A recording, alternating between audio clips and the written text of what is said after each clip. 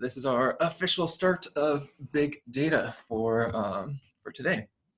We have a pretty simple plan for today that, well, let me go ahead and share my screen. Yeah, so today is essentially a review day for the midterm, a chance for you all to ask questions about anything that you want to ask questions about. And I have, if you're totally welcome to fill up the entire time with questions, but if you don't have questions, we'll have other stuff to start talking about today. But as a rough sort of outline of the things that we've done so far, the three big things were the Twitter MapReduce assignment, analyzing this roughly 300 gigabyte or so data set. Sorry, 300 files. The data set itself is about 1 terabyte. And then doing all of the Docker DevOps stuff, and then starting our work with SQL. And again, the SQL work is what the midterm is going to be on. After the midterm, sort of what's coming up next for us is that we're going to be combining the stuff we've done with SQL with this Twitter project. And we'll see that by putting all of these tweets inside of a Postgres database, we can sort of avoid the need to do this MapReduce kind of style analysis. And instead of spending hours or days or weeks running an analysis, we'll be able to get the analysis back in milliseconds using SQL, finding all the tweets that satisfy some particular criterion, or counting them, or running whatever complicated SQL queries you want, and get your results back essentially instantly. Yeah, so that's what we'll be doing next. But again, today, chance to prepare for our midterm. And the midterm itself, I'll give at the end of class today. And I'll go ahead and right now talk about the format of the midterm and what to expect, so that will maybe help prime any questions that you want to ask about it. And after we talk about that, I'll give you a chance to ask some questions. So the midterm format of it is going to look just like a homework assignment. You can see that I have it posted right here, but I don't actually have the questions posted yet, just the format of it. And so first of all, the due date for it, it'll be due this coming Sunday at midnight. But there will be no extensions possible for this assignment. So you're not allowed to work together. So there's no way to get that 2-day extension from working together. And in particular, you're allowed, there's no time limit on this midterm. You're allowed to start it and stop it as many times as you want. I would just ask that you please be respectful of this collaboration policy, which is more strict than the previous ones. So first of all, no working with another student. If you do have a question on the midterm, please don't post any of your SQL code or anything to GitHub. And probably I'm not going to be able to answer really any questions about the midterm unless you have a specific technical question of you think there's a typo or something, or on those lines. And if you do have a question, please just email me. You're allowed to use any resources other than humans, though, any non-human resources that you would like on the midterm. So in particular, I encourage you to use Postgres, actually run your queries, make sure that you're getting something reasonable back with them. Encourage you to look at your previous assignments, class notes, and whatever other online references you want to use. Just don't talk to people or ask questions of people. Any questions about the due date or collaboration policy?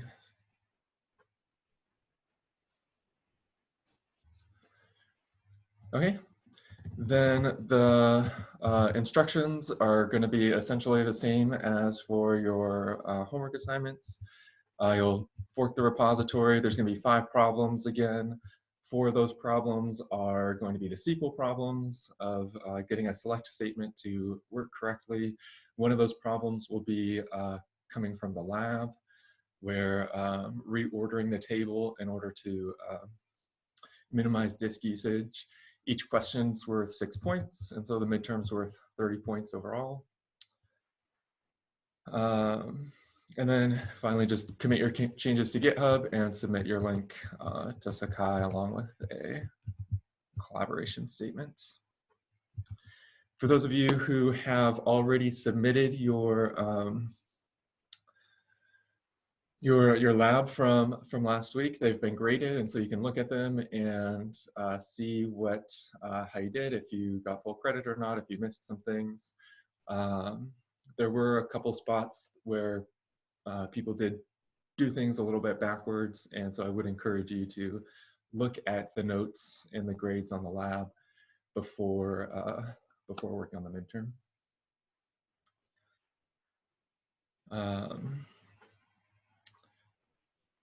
Okay, so I think at this point it's a good point to just open it up for any questions that anybody has about anything.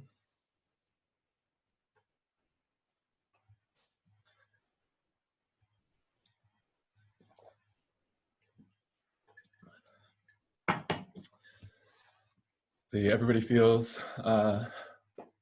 really confident on the SQL problems. Yes, and go ahead. Yeah, this is kind of my note, but like when we were doing like the byte align stuff for Postgres, you showed us like in the Postgres documentation somewhere like a list of like, oh, when it says a D, it corresponds to this, and like I have it like written down, but I don't know where I would find that like in the documentation if I wanted it like not just like from my notes that I have stashed somewhere. So the question is for the it's on the lab down here. The question is like, where in the documentation do you find how to reorder these, or is it something more specific than that? More specifically, like I know like we can find like the type of like for source it'll have like the length of the actual like, so like for serial have the length and the alignment, and the alignment is like just like some character which represents something, and that corresponds to a number. And I like have written down where like the conversion from like the character to like the number is, but I remember in class you showing us like here's where it says it like in Postgres or somewhere else. This is what they mean, but I didn't know where that would be. Yeah, so it's this PG type table is the table that contains all the information about the types in Postgres. And so this right here goes to the documentation for that PG type. And so the type length is one of those important fields. And then let's see, what was so type name, type align, and type length. So let's come back over here and look for type align. And here is the information about what each of those characters represent and how many bytes it needs for the alignment. Did that answer your question? Yes, thank you. You're welcome. A question in the chat about how much is the midterm worth, and it's 30 points total, 5 questions, each worth 6 points.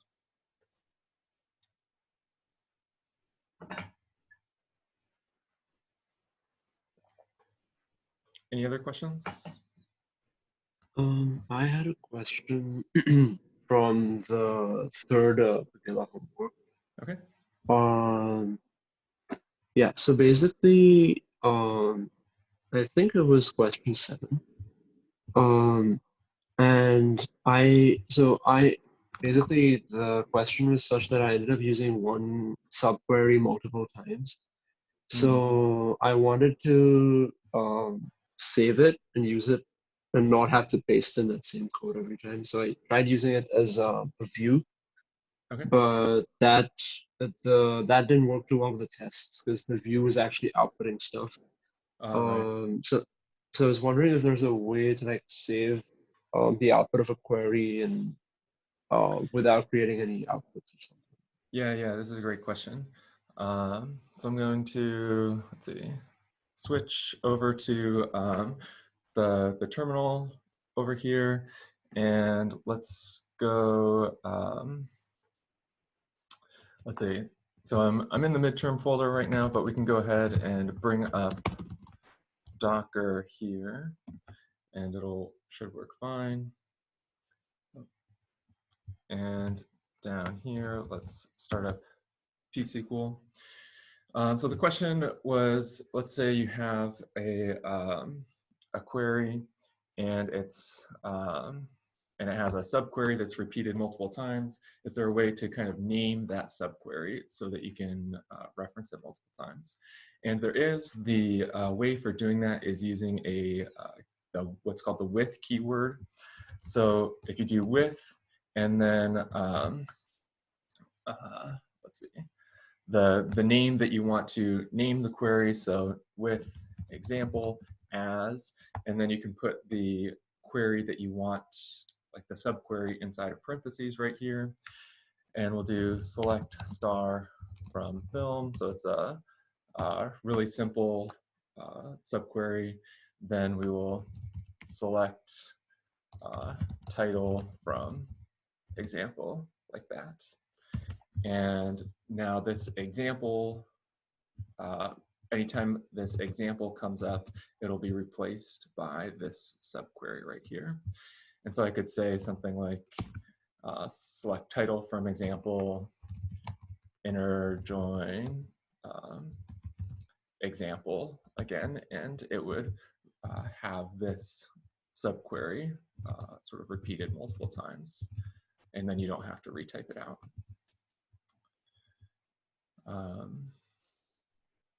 Is that kind of what you were looking for? Yeah. That's exactly.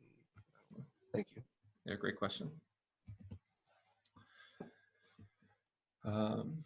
So maybe one other thing to say about this with keyword is that yeah, it doesn't actually provide any more power with your SQL statements. There's nothing that it lets you do that you were not able to do previously. It just is another way of formatting your SQL so that you can maybe avoid a little bit of redundancy in your code.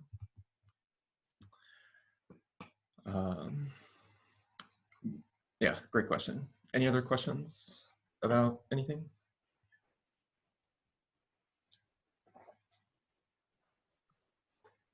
Could I ask a question about number 5 of this week's homework?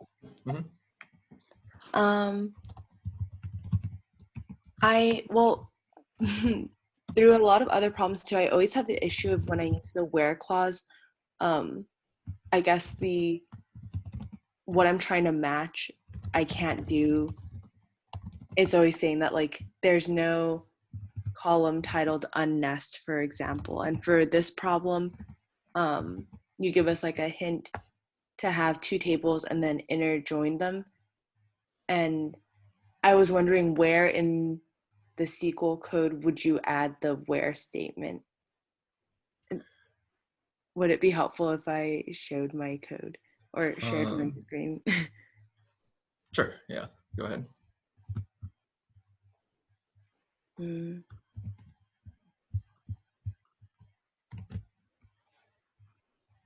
definitely still a work in progress, but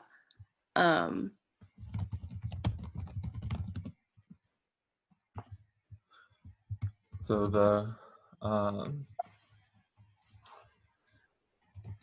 yeah, I guess I always have the issue of when I add a where clause, it tells me that it's not found. Is it?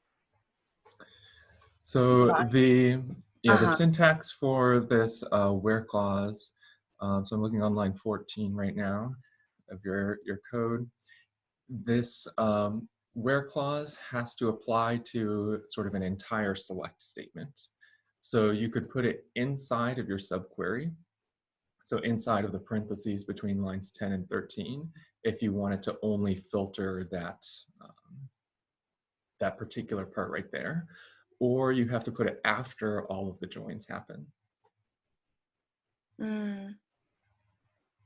Okay. Cool, maybe I'll keep playing around with it, but I think when I put the where statement in the subquery, it tells me that that column doesn't exist. but let me play around with it. Sure, I think. Yeah, I think I also had a similar experience with Unest where when I was using it within the select within a select query within Unest, I couldn't actually refer to that column unless I was outside that select, basically. Yeah, this is, let's see, I'm going to share my screen to show you how to get around this. Okay. So right now I've actually just pulled up my solution, so checked out my solution branch, and we're looking at the code for this problem here. And so what I have is before the join up here in this from, there's two subqueries. The first subquery I think is very similar to the subquery that you had pulled up before with this unnest inside of it. I'm also including the film ID and title right here just so that I am still associating each film with the special features that it has. And then my where clause is not inside this first select statement, but it's inside of a second select statement right here. Mm-hmm. And that way it'll have access to it before doing the inner join. And is this like adding the where outside of the select statement? Is this because we're using the unnest function? Let's see, exactly. So because unnest is what's called a set returning function, set returning function means that it'll like create multiple rows in the resulting table, one row for each one of the entries and special features. That's why it's not wanting to be able to, or that's why it's telling you that that column's not existing in that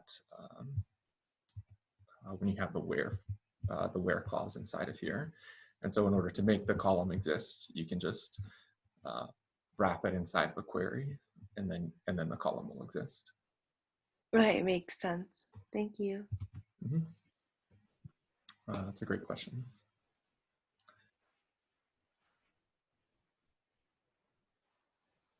Anybody else have questions about anything?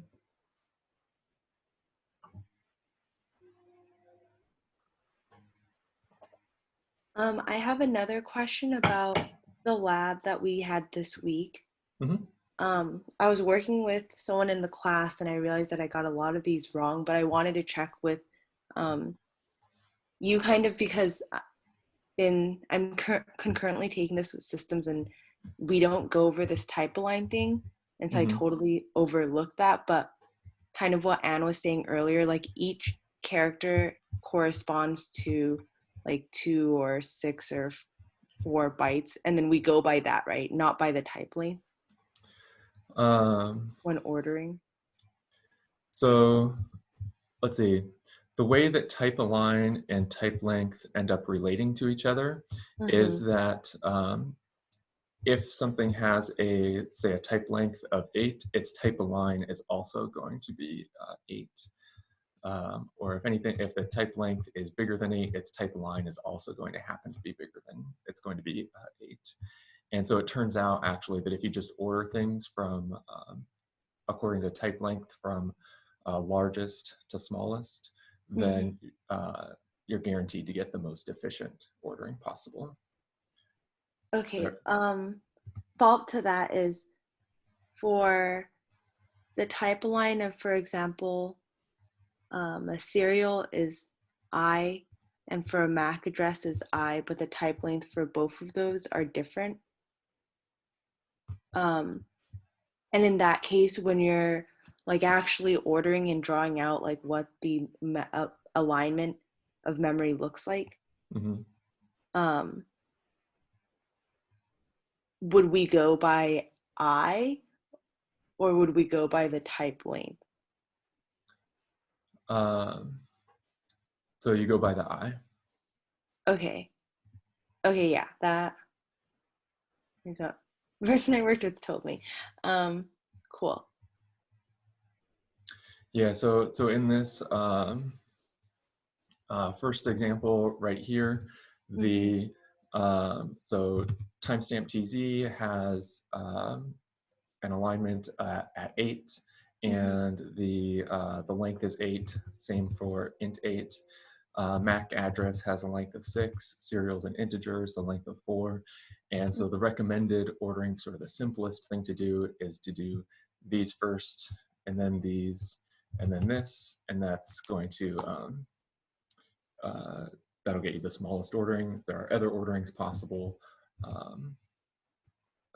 but it's simplest just to go to the largest to smallest. I see.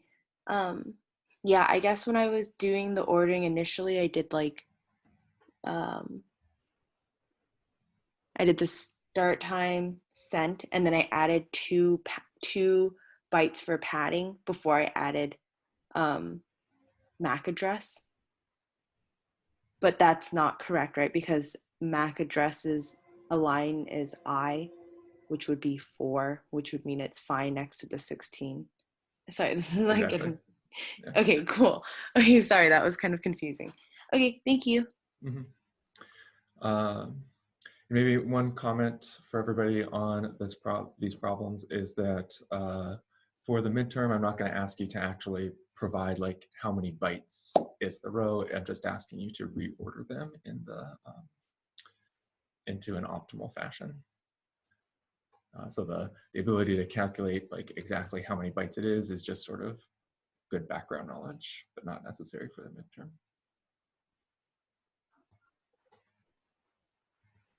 Also, for some of these data types, their names are not, I don't know if that's true for more, but at least for the char, like I saw that there was an issue about this too, but when you actually look for char in that table, that has all the data for it, char is pretty different from what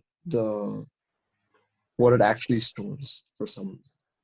So I don't know if that Yeah, so there's a lot of types in Postgres that, and so we talked about this with serial, how serial is not like actually a type in Postgres, but instead it's the type is actually int4 that gets stored, and then the difference between an int4 and a serial is that serial has some extra information sort of associated with it. And so the same thing is happening with char, where there's not actually a sort of char type in Postgres. I think it's PG char or something like that that gets stored, and the char type itself has some extra constraints that go along with that type.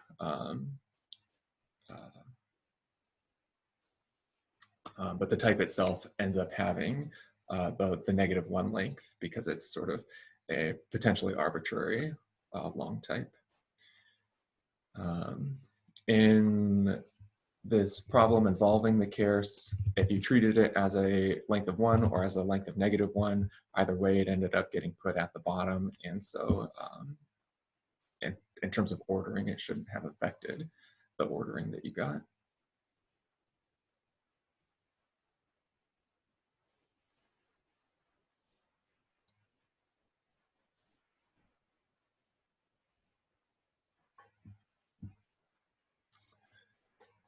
Any other questions about anything?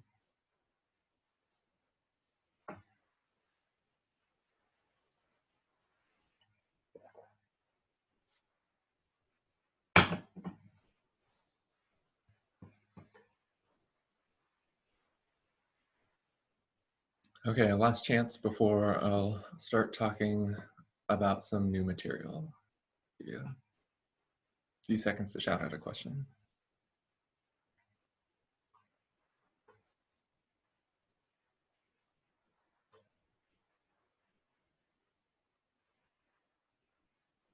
Okay, so we'll talk, let's see, let me readjust my page here. What we're going to talk about this week is something called MVCC, or multi-version concurrency control. And this is sort of a little bit more detail about how inserts and updates and deletes happen in Postgres. And we're going to talk about this specifically because it will be needed to understand how these indexes work and some of their limitations. And these indexes are the things that really make SQL potentially very, very fast. So this discussion will get combined with indexes in order for us to make our Twitter queries happen in milliseconds instead of having to do this sort of big MapReduce procedure. MVCC is closely related to a database concept called ACID. And we're not gonna, let's see, so in a real databases class, we'd be talking in a lot of detail about exactly what an ACID database is. But for our purposes, it's basically just like a really good thing that you want your database to have. That the high level idea is that if a database is what we'd call ACID compliant, then it's going to guarantee that your data remains in the database after you put it in there, and nothing is going to accidentally delete the data.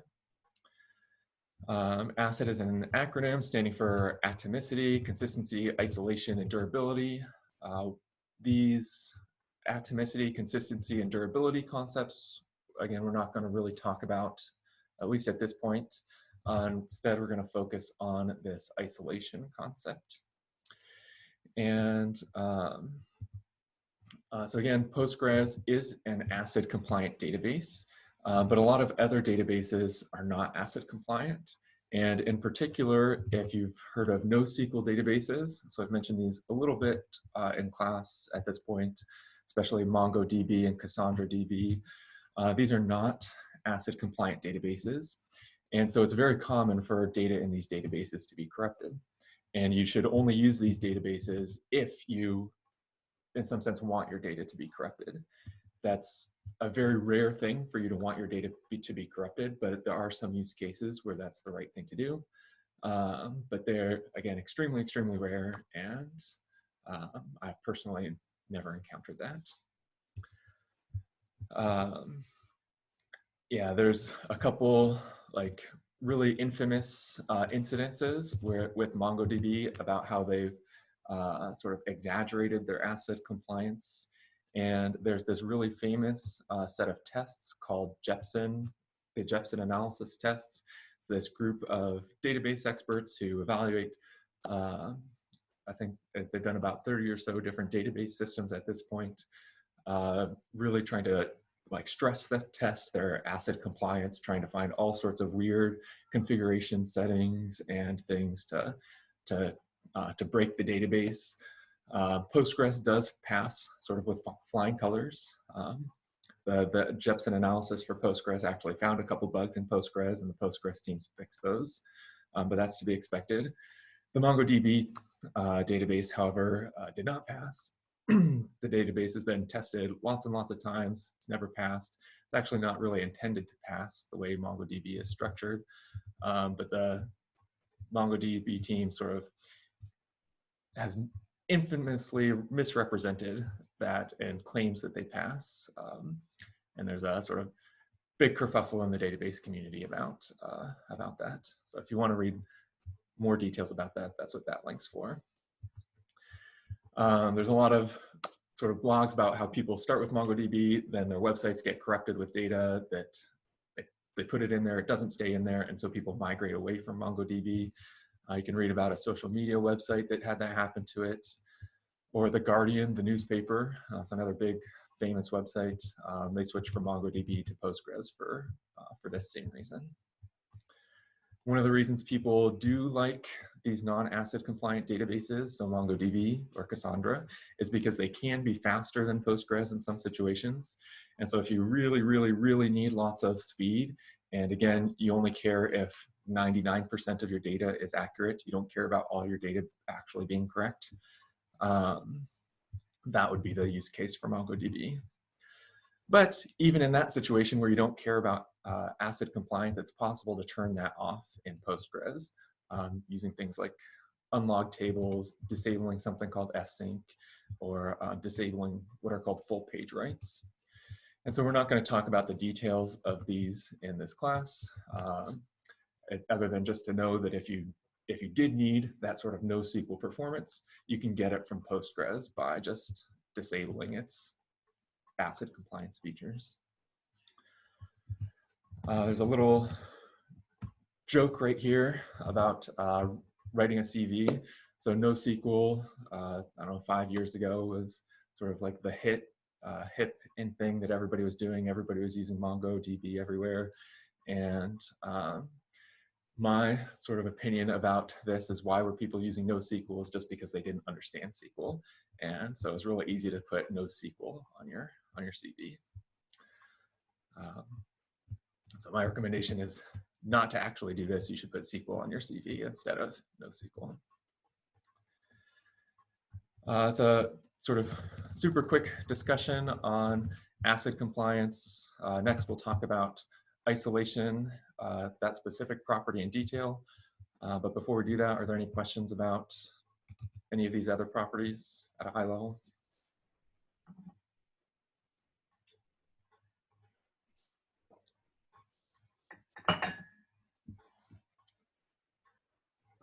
Okay. So MVCC is the particular technique that Postgres used to implement isolation. And there are other techniques for doing this that other databases use. But MVCC is the one we'll talk about because that's what Postgres uses. And it's a sort of particularly elegant system. The basics of it is that all queries, whether it's a select statement or an insert, update, delete, or whether you're creating a table, all SQL commands happen in something called a transaction. And a transaction has this sort of simple interface of there's these 4 commands right here: begin, commit, and rollback or abort. In order to illustrate what these what these commands do, I'm going to switch now over to the command line, and we'll type them in. So let's get back over here to a, see, we can do it right here. Docker compose up -d. And let's run pSQL. And I'm just going to create a really simple, let's do the commands up here, create table test that has just a single row inside of it, which we'll call ID, and we'll make it a serial like that. Set no number, so I can copy and paste this down here. And let's copy that, paste it here, created our table, and if we were to look inside of it, select star from test, there's nothing inside of it yet because we haven't inserted anything. So let's go ahead and insert into test. And so ID values 1 like this. This serial column, you can specifically sort of manually enter values like this. So here I'm specifically saying entering 1 as this serial field. And remember that, so serial by default is sort of like a counter, but it doesn't have to be a counter. If you insert something manually, it's just an integer. It's going to store whatever that integer is. And it's very common for serials to be primary keys. And again, a primary key is something that is not null and unique. But if I don't specify primary key over here, there's no guarantee that it's going to be unique. And so here I've just inserted 4 things, and they happen to not be unique things like this. So 4 things right there. None of these insert statements were inside of a transaction. That when you use a transaction, you use these begin, commit, and rollback statements. These insert statements right here did not have those statements, so they're sort of not within transactions. Technically, what happens under the hood is that Postgres will sort of create a wrapper transaction around each one of these statements, and each one will get its own sort of individualized transaction, but that's sort of invisible to the user, and so we just commonly say they're not within transactions. In order to begin a transaction, you say begin like this, and now all the commands that I type are going to be contained within a transaction. And so if I were to now insert values 2 like this, whoops, I meant to do another insert, but I did the begin right here. And so I had a syntax error. Anytime you have a syntax error when you're within a transaction, you have to abort the transaction and do it again. So let me do this again, copying that semicolon correctly this time down here. And now we insert a couple of values into this test table. If I do select star from test like this, we can see there's all of these 1s, and then there's all of these 2s down here. Because I'm within a transaction, I can sort of undo all of the things that I've previously added, and that's what the abort command does. Abort undoes whatever it is that you've happened to do in that transaction. So if I do abort, then now I do select star from test, you can see that I only have these 1s inside of here because adding the 2s happened inside the transaction and I aborted the transaction. If instead of aborting the transaction, I wanted to actually save these results. So let's add 4 of these 2s. And let's redo our select statement, select star from test. Now we have the 1s and the 2s. And now if I do a commit, the commit will save the changes that happened in the transaction.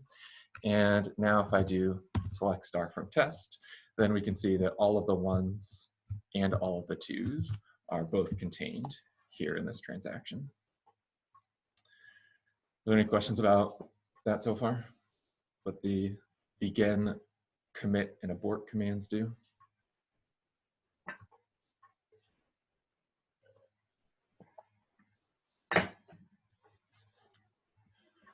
Okay. So in Postgres, you can use either rollback or abort to undo the changes of your transactions. Both of these 2 commands are 100% equivalent to each other. I believe that the rollback command is actually part of the SQL standard, and so that's the command that you can use on any database. But I personally just type abort all the time because it's a little bit shorter to type. So this is what a transaction is, and now let's talk about what isolation inside of a transaction means. So I'm gonna come up here and close out of Vim and open up a separate connection into Postgres. And up here, I still have access to, select star from test. I still have access to everything that we have inserted into our database.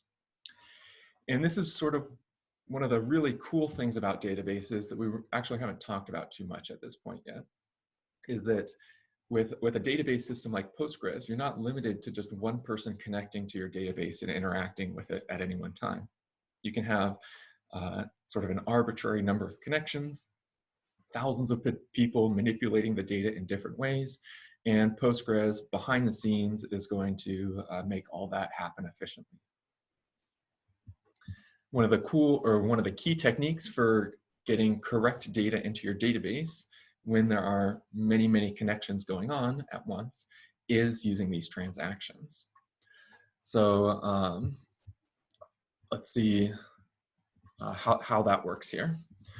So down here, let's create a new transaction, begin, and let's do some more insert statements. And this time, let's insert some 3 values.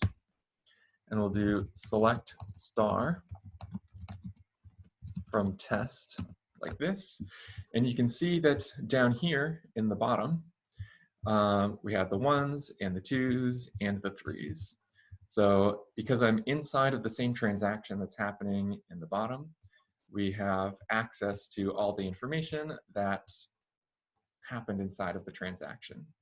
But up here, in my top connection, I'm not currently contained inside of this transaction. And so if I do a select star from test, you'll see that I don't have access to any of this information down here. I don't have access to these threes. And this is the key aspect of isolation. And that's that every transaction, every instance of your database, every connection to your database is fully isolated from every other transaction that's going on. That this transaction on the top is isolated from this one on the bottom.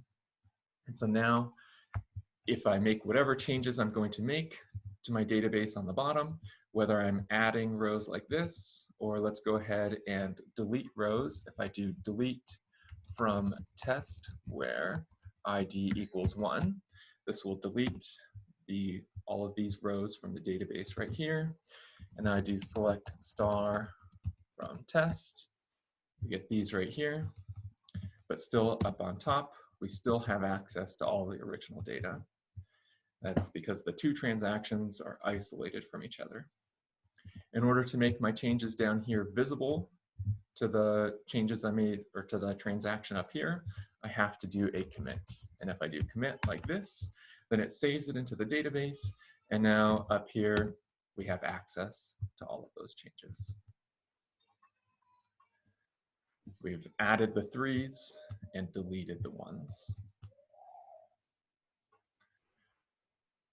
Are there any questions about that so far?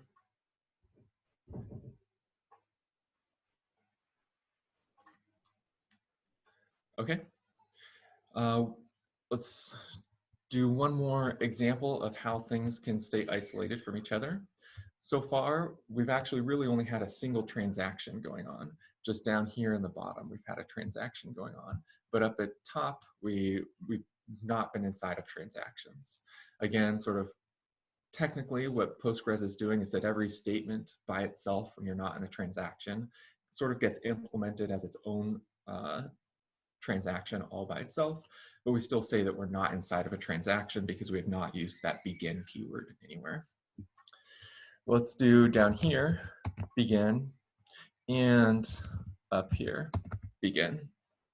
So now both of my sessions, both of my connections to Postgres are happening inside of a transaction. And down here, let's do an insert.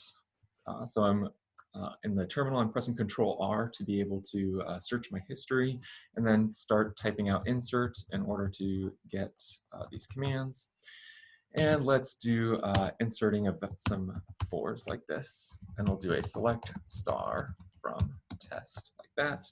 And now we can see that these fours are appearing here and along with our old data.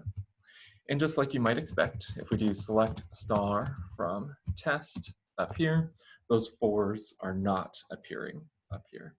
No fours. So let's see what happens now when I commit my data down here. So remember, committing is going to make all the changes that we've made, it's going to make them visible to all of the other transactions that are going on. So let's do that commit. And now let's come up here and rerun the select star from test. We have those 2, 3s, and 4s. So we're able to see those 4s. Even though, let's see. So I was inside of a transaction before, I was able to see those 4s. Let's go ahead and start another transaction on both sides down here. And now what I'm going to do is I'm going to do an insert on both the top and the bottom. Insert 5s down here and insert 6s up here. Select star from test. We see the 5 down here.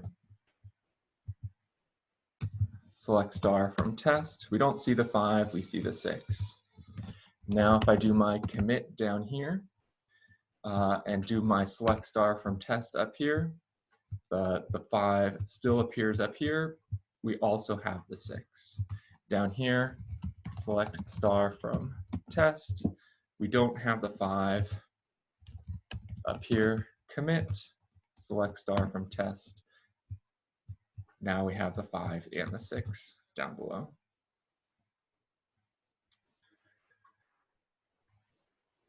Are there any questions about that?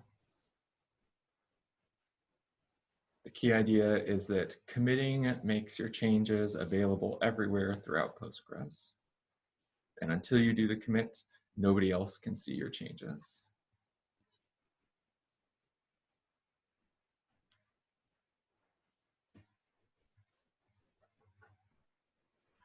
Okay, then we're going to start talking about how this is actually implemented inside of Postgres, how this commit feature, how this isolation between transactions is implemented. And in doing so, we'll be able to we'll see a lot more examples of why you would isolate things in transactions and some of the difficulties that come with that. I've actually got a question, Mike. Yeah, go ahead, Connor. Sorry. So say you have 2 transactions going on at the same time, and and the second one you added 2, and ID equals 2, and in the first one you delete all instances where ID equals 2. And then you commit the one where you added 2, and then you delete all the 2s. Does it get rid of the last 2 or not? Yeah, this is a fantastic question, and this is getting into the difficulties of transactions. So what we saw in the transactions that I did before is that sort of those 2 transactions never actually interacted with each other in any way. That when I made some changes in this top transaction, it never affected the changes that happened in the bottom transaction. And similarly, the bottom transaction never interacted with the top transaction. And this is because I was only doing inserts in both transactions.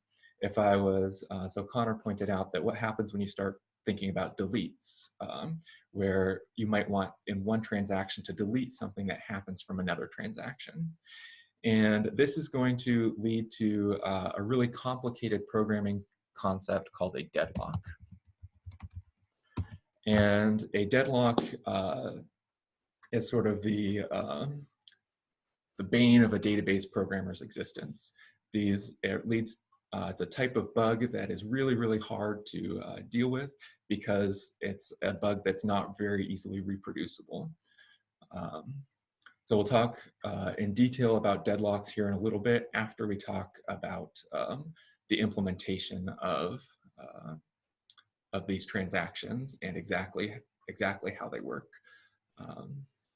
So it's a fantastic question, and we'll answer it probably not today, but on Wednesday. Good question. Any other questions so far?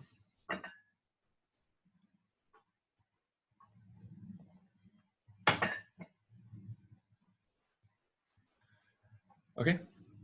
So what we're we'll talk about this implementation details of this MVCC procedure. And down here, you can see I have this mentioning about deadlocks and sort of how to avoid them, what causes them, and so that would be the answer to Connor's questions once we talk about all of this. So the implementation details for MVCC. The first thing that you need to know is that every transaction has this transaction ID, and in Postgres, the transaction ID is abbreviated XID. Basically, anywhere where you see an X inside of Postgres, if it's not like part of an actual word that contains an X, that X stands for transaction. And this command right here will get you the transaction ID of your current transaction, if it has one. So I'm going to come back over here, and so I'll type begin. Oh, I already typed begin, so I'm already inside of a transaction right here. Let's go ahead and abort this transaction, create a new transaction, and let's do this select txid current if assigned like this, and hit enter. And you can see that this function right here it actually is returning a null value. It's not returning anything. And that's because there's currently no transaction ID assigned to this transaction. When you do a transaction ID is only assigned after you do a some sort of modification to the database. So inserting, updating, deleting, something like that. If I were to now rerun one of those insert commands, so let's insert the value of 5, and now when I do this select transaction ID, if assigned, we get a transaction ID number right here. I'm gonna go ahead and abort this command, or this transaction, do begin again. And now this select, there's also another function that you'll sometimes see if you're looking at, say, documentation or other explanations of MVCC and Postgres, this transaction ID current function. And transaction ID current will give you a transaction ID whether or not something has been assigned. So even though I haven't already run an insert statement, so there is no transaction ID assigned yet, this will actually generate the transaction ID, and we get 672 or 762. The next thing you'll notice is that 762 is exactly 1 greater than 761. So every time you create a new transaction in Postgres, you're going to get a transaction ID that is guaranteed to be larger than your previous transaction IDs. Up here in my top transaction, I'll rerun this select current if assigned. You'll see that there's nothing here.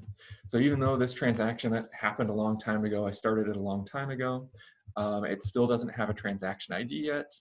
Let's go ahead and give it a transaction ID by running this select transaction ID current like this, and we get the next transaction ID right here. Once a transaction has a transaction ID, it stays as the transaction ID for forever. You can't get away from it.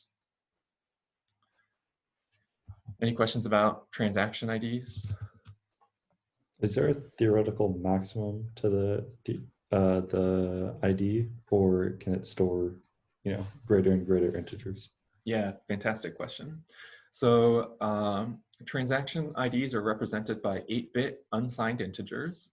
So that means 4-byte unsigned integers. So that means they can represent any number up to 2 to the 32, which is about equal to 4 billion. So they're, I guess the theoretical maximum of concurrent transactions that you could have on Postgres is 4 billion transactions at once. So I said here that a transaction ID is always guaranteed to be increasing. That's not quite technically true, because once you reach the 4 billionth transaction, Postgres will overflow the integer and start again at 0. So once you hit 4 billion transactions, your database is not over. It'll continue at 0. That it ends up making the logic for some of the things that we're going to talk about just a little bit more complicated, because you have to check whether it's done the overflow or not done the overflow yet. So I'll just assume in everything that we're talking about that it hasn't overflowed and we won't have to do those checks. But you can just know that the database is going to handle all of that gracefully for you. I have a question that's not like super related, but for the insert into test ID values 5, why does it give back insert 0, 1? Good question. Here, the output to the terminal of the insert statement is the number of lines here that have actually been inserted. So if I were to redo this insert statement like this, we'll do insert a 6 and a 7, then we'll have a 3 right here as the number of rows inserted. I believe this number over here is the number deleted. So if we did a delete from test where ID equals 5, then let's see that there are, we get 2 here as deleted. Okay. Yeah, I guess I'm actually not sure what this 0 is. right here, since delete didn't put out two numbers. But it's just a summary of, this is just a summary of what happened in your previous command. Okay, thank you. Yeah, good question.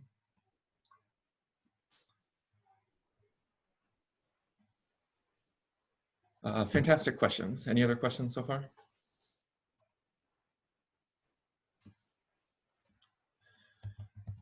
Okay. So next what we're going to talk about is some of these what are called system columns in Postgres.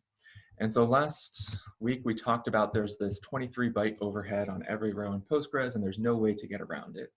And in some sense, that's one of the disadvantages of Postgres. It's because you have to have these 23 bytes of overhead. The reason that we have these 23 bytes of overhead is because they're very important for implementing this MVCC protocol in transactions. And today we're going to look at two of what are called system columns. And these are sort of invisible columns that we didn't create in the table. So if we do \d test to look at the schema, we just see that there's this ID column because that's the only column that we actually created with create table. But there's actually more columns that we can access from this table. And you can get a full list of them in the documentation right here, but we're going to look at this xmin and xmax variables, or xmin and xmax columns right now. And if I do a select xmin from test, you notice that we haven't talked about this xmin column at all yet, but this xmin column is a column that exists in the table, something that you can select and access from. And so we'll do xmin comma ID like this. The right, this ID, these are all the things that I've actually been inserting. And on the left is this xmin column. Xmin, so this is just a quote from the documentation right here, is the transaction ID of the inserting transaction for this particular row, the row that you're looking at. And so we inserted all these twos in their own same transaction. It happened to have transaction ID 756. And let's see, we're currently in transaction 762. And we know that because we did that transaction ID current like this, 762. And that's why these 6 and these 7 values have transaction ID, or have this xmin value 762, because I was in transaction 762 when I created them. So if I were to do another insert statement, we'll insert another 5, 6, and 7 like this, rerun the select xmin comma ID from test, rerun that command, we'll see that more 5, 6, 7s have 762 down here as my transaction. I'll go ahead and commit those, then where'd it go? Oh, there it is. You still get those right here. And if I do some more inserts, so I'm not inside of a transaction right now, but I did that insert, and scroll down to the bottom, you can see that it just created this transaction ID of 764 in order to perform that insert. Because again, every insert must have a corresponding transaction associated with it. Let's go back inside of a transaction, and now let's try deleting some stuff. So let's delete from test like this. This is the syntax that will delete everything from your database or from that particular table. Delete if you do not specify a where clause. So delete, if I did where ID equals 4, that will delete only ID 4. If I delete from test like this, that'll delete everything from test. And now if I do select star from xmin comma ID, you can see, oops, I need to select xmin comma ID from test. Well, let's see. We would see that there was nothing in the table. Anytime you have a command that doesn't work for whatever reason, whether you have a syntax error, the transaction is automatically aborted for you. And after you are in that situation, it says error, current transaction is aborted. And so that's why this command right here is not able to be ran. So I will manually finish the aborting of the transaction. Even though up here I did the delete, you see that all the contents are still in the transaction right here. And let's just up here make sure that I'm still in a transaction. Down here, enter my transaction, rerun that delete from test. And now up here, let's, down here, select star, see that there's nothing. Up here, select xmin, ID from test. And we still see that we have access to all of this stuff up here. So even though we did some deletes down here in this transaction, we're still able to see all the results up here. The reason for that is related to the xmax column. Xmax shows what is the transaction that deleted any particular row in the database. So down here, if I were to figure out what is my current transaction, select txid, what is it? txid current, there we go. We'll see that my current transaction down here is 766. And so up here, 766, xmax is the value that deleted it. I'm gonna abort this transaction down here on the bottom, so it rolls back. Now up here, still see this 766 up here. Let's abort this transaction, and still 766 everywhere. So once something's been labeled like that as trying to delete, the xmax will be whatever the transaction was that tried to delete it. Are there any questions about the xmin and the xmax columns? The key takeaways at this point are that they're created for you automatically. They're these system columns that take up some of that overhead for you, and that the xmin is the value of the, when you insert something, it gets that value, and when you delete something, xmax gets that value.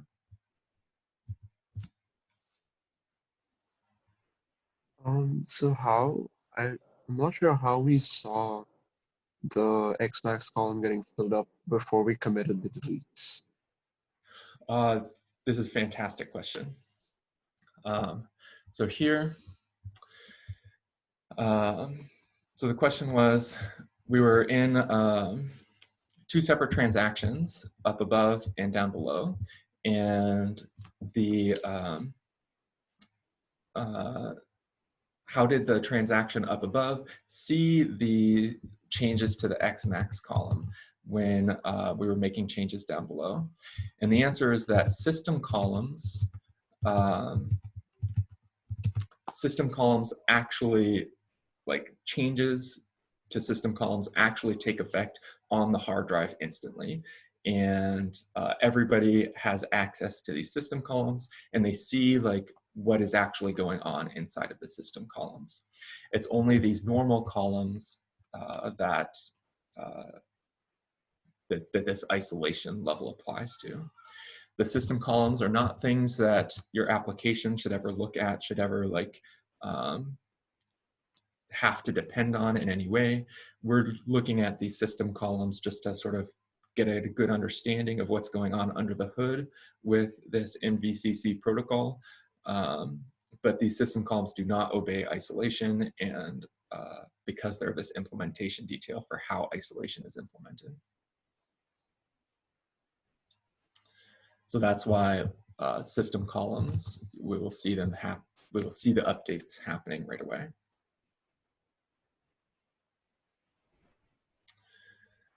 It's a fantastic question.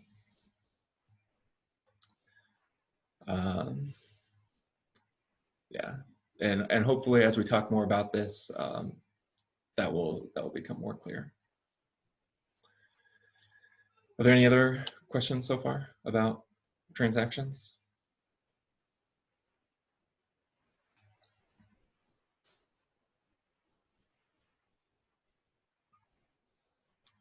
Okay. So at this point, in order to like talk more about how these transactions are implemented, we're going to have to actually start drawing out like how things are laid out on the disk, and we'll stop talking about like SQL commands. We'll stop using Postgres for a little bit, demoing the commands that way, and actually draw the details on the disk. I don't think we have enough time today to start that in a good way, and so I think this is a good natural stopping point for us for today, and we'll pick up this discussion on Wednesday, more details about how transactions are implemented.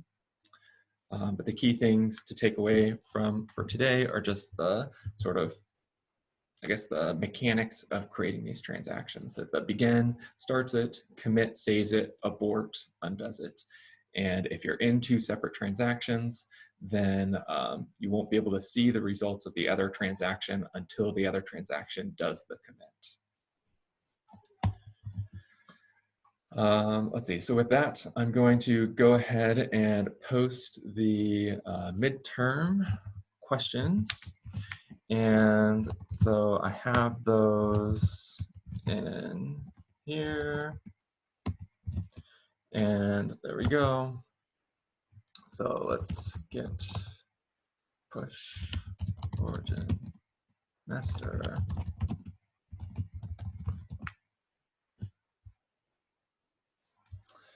Okay, and git add.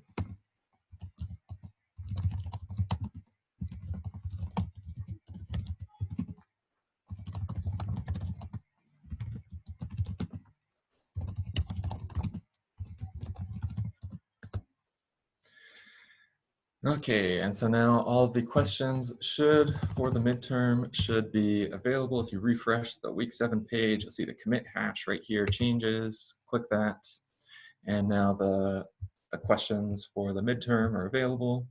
Again, there's no sort of answers for or expected output provided, so you'll just have to use your best judgment about whether the output is what it should be or not. I will stick around for a few minutes if anybody has questions about something midterm related or something transaction related or something related to anything else. But otherwise, I will see you all on Wednesday. And good luck with the midterm.